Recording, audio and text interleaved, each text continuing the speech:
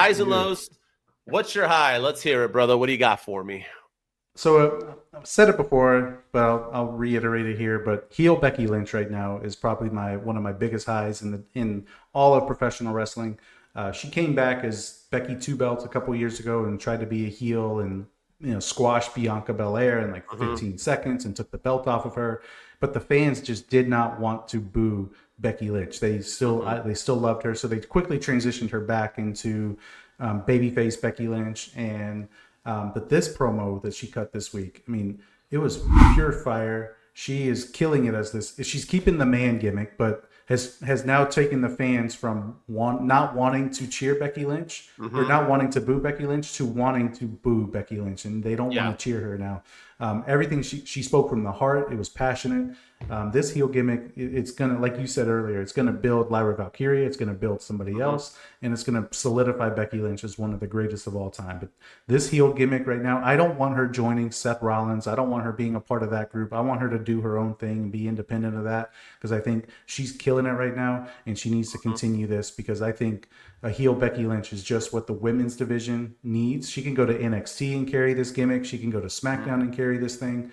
Everything about it, I'm loving it. I'm digging it. Heel Becky Lynch is my biggest high of the week so far. Fantastic high. And I love it too, because people kept saying that she can never be a heel. She doesn't work as a heel because everyone loves her. She's great enough to figure it out. She sells merch. Yeah, that's all she does. I hope she joins Seth and Paul Heyman and all them, to be honest. All right.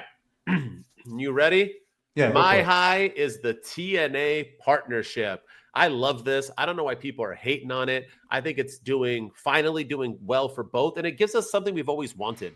In the Attitude Era, everybody wanted WCW versus WWE. We were dreaming for it. UFC and Pride back in the days. Everybody wanted Fedor versus Randy Couture.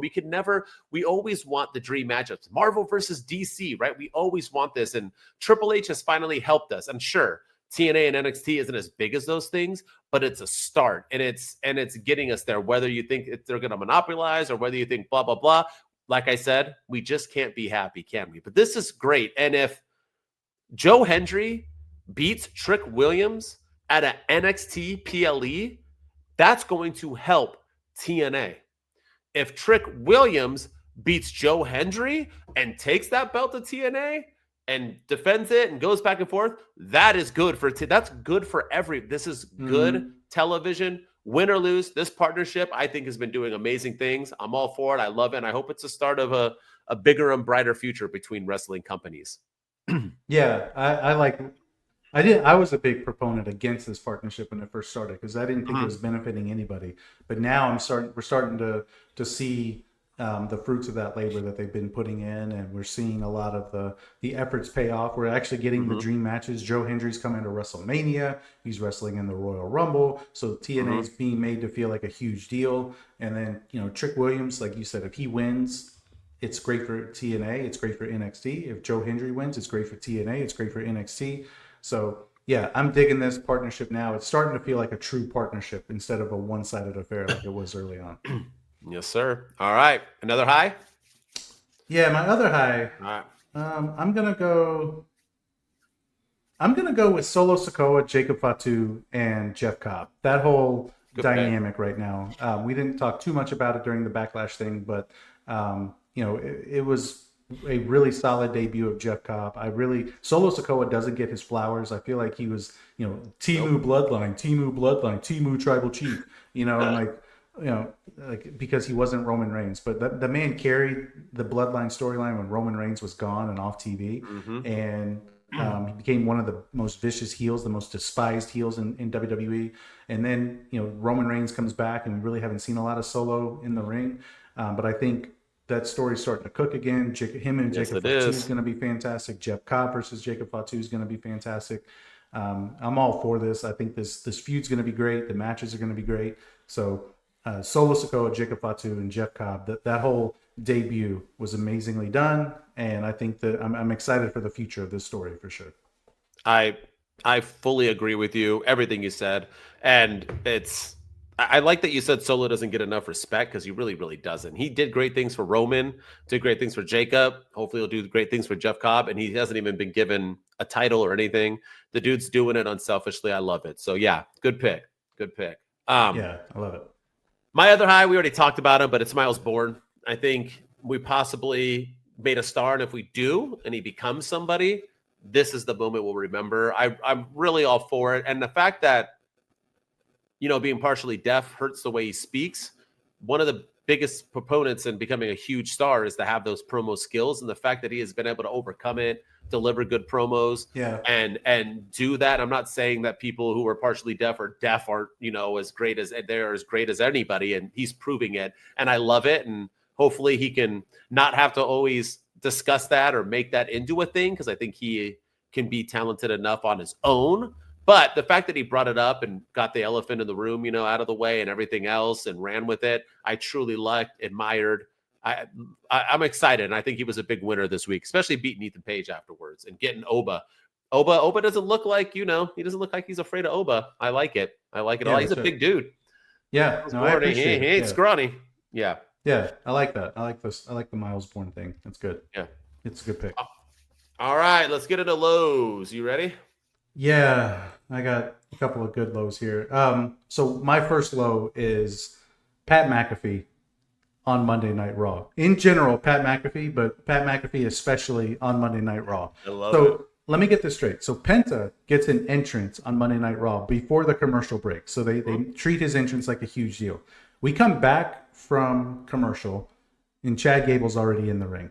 Mm-hmm. But Michael Cole is like, yeah, hey guys, it's Michael Cole. Pat McAfee's going to be, he's joining me now. And then he gets a special entrance by himself on Monday Night Raw, taking time away, completely overshadowing Penta, one of the biggest rising stars, and Chad Gable, who's in multiple storylines right now, doing big things. But Pat McAfee has to come out, and he's dapping up the crowd. He's standing on the entrance table. He's completely overshadowing the two guys in the ring. Whatever, that's fine. The thing that really pissed me off, though, was the whole Michael Cole. Well, we don't know if Pat McAfee's going to be joining us here tonight. Nobody's really seen him. We haven't really heard from him. Yeah. He didn't join me. The dude was on the Pat McAfee show on Monday talking about the match with Gunther, not selling anything that happened at all. No, not a neck brace. No, nothing at all. He even said, like, they even end the show like, hey, where's Raw tonight? And he was like, oh, it's in Louisville, Kentucky. So they were hinting that he was going to be there. So we all knew he was going to be there.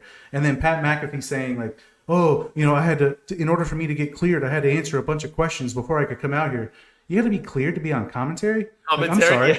Like, that makes no sense. Like, how many times have we seen injured wrestlers go to the commentary table because they're injured? Corey Graves currently, Samoa Joe, he did it. CM Punk did it for a little while when he was hurt. Like, so we have to have, but he has to be cleared because he's Pat McAfee. It was just and then his commentary this week especially felt very, very over the top. He made a lot of things about him. He made some comments during the Sabu memorial when Michael Cole was talking about, we remember Sabu, and like it was supposed to be like a moment of seriousness, and Pat McAfee's like making it about him. It was just a very, very weird week, but he is my biggest low right now in the WWE. I have Pat McAfee as one of my lows too, so we just knocked it out of the way. Everything you said, it's 100%. Everything's about him. His podcast, all he does is talk about himself. He's a self-centered piece of garbage, and I know Pat McAfee fans are going to hate us for it, but I don't give two shits. The dude's trash. I don't give two Fs about him. Why else would Gunther have to acknowledge him after he beat him? So stupid. Yeah, everything about Pat McAfee was stupid. I'm so over it. And I just love how he acts like he's so true to WWE. He's one and only. But as soon as it's NCAA season, we don't see him again. So you're not that WWE true. So shut your mouth. So I'm just over Pat McAfee. Everything. Hey, can't even cut a promo. Let us talk about himself. Yeah. He's stupid. Stupid. All right. We got to hurry up. What's your last one? What you got? Agreed. My other low, I know you talked a little bit about it, but I am actually going to go Giulia and Roxanne Perez on the main roster in WWE. And I know that, in the grand scheme of things, Giulia and Roxanne Perez main eventing Monday Night Raw against Rio and Io. Rhea and Io looks great. And I do agree with that. I do think they look good in that. Like, that's a good spot for them to be in.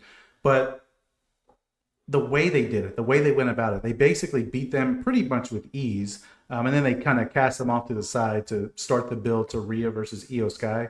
In my opinion, that just wasn't it. That's not how you build new stars in the year 2025. Roxanne Perez especially was in the Royal Rumble, had a fantastic showing.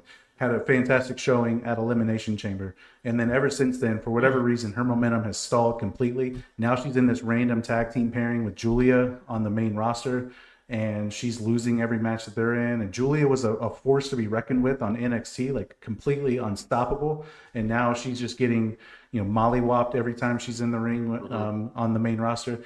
I understand it's to help elevate Rhea and Io, and I get it. It makes it feel important. But that's not how you build new stars. Look at Carmelo Hayes right now. Carmelo Hayes is floundering because he didn't get off to a good start on the main roster. And now I worry about that with Giulia and Roxanne as well. Yeah, well said. Well said. Mine is another people who are getting booked poorly, and that's the New Day. These guys were the hottest heels after doing the Big E thing. And I kept saying they got to go back to Big E. They just haven't.